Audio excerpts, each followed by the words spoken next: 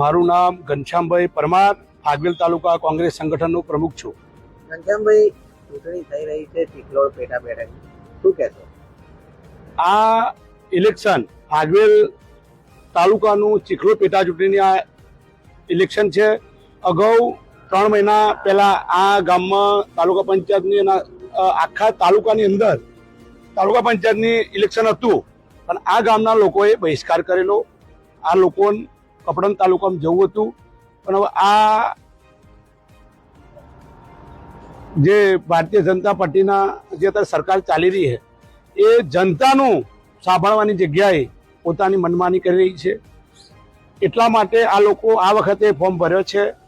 અમારા કોંગ્રેસ તરફથી સોનલબેન પરમારનું અમે મેન્ટેન આપ્યું છે અને ગામના લોકો આ વખતે એક તરફી વાતાવરણ છે અને જંગી બહુમતીથી ભવ્ય જીત થવાની છે એ વાત નક્કી છે.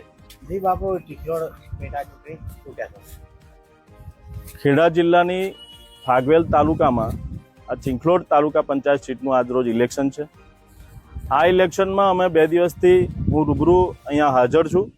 મેં અનેક વિસ્તારોમાં અહીંયા જાતે રૂબરૂ પ્રવાસ કર્યો અને જોયું કે ચિખલોડમાં અગાઉ તાલુકા પંચાયત સીટ પર ભાજપના જ ઉમેદવાર હોવા છતાં આ ચિખલોડ જે ગામ છે એનો કોઈ વિકાસ જોવા મળ્યો નથી. અનેક જગ્યાએ રસ્તાઓના પ્રશ્નો છે, અનેક સમસ્યાઓ છે અને વર્તમાનમાં જે રીતે આ ભાજપની સુશાસનની વાતો હોય કે ભાજપના વિકાસની વાતો હોય એની પોલ ખુલી રહી છે. હમણાં ચોમાસા દરમિયાન સામાન્ય વરસાદ પડ્યો, એમાં સમગ્ર ગુજરાતમાં અને ખેડા જિલ્લામાં પણ અનેક જગ્યાએ વરસાદના કારણે પાણી ભરાયા. આ પાણી એ સામાન્ય વરસાદમાં જો આ પરિસ્થિતિ ઊભી થતી હોય તો આ વિકાસની વાતોની પોલ ખુલી ગઈ છે.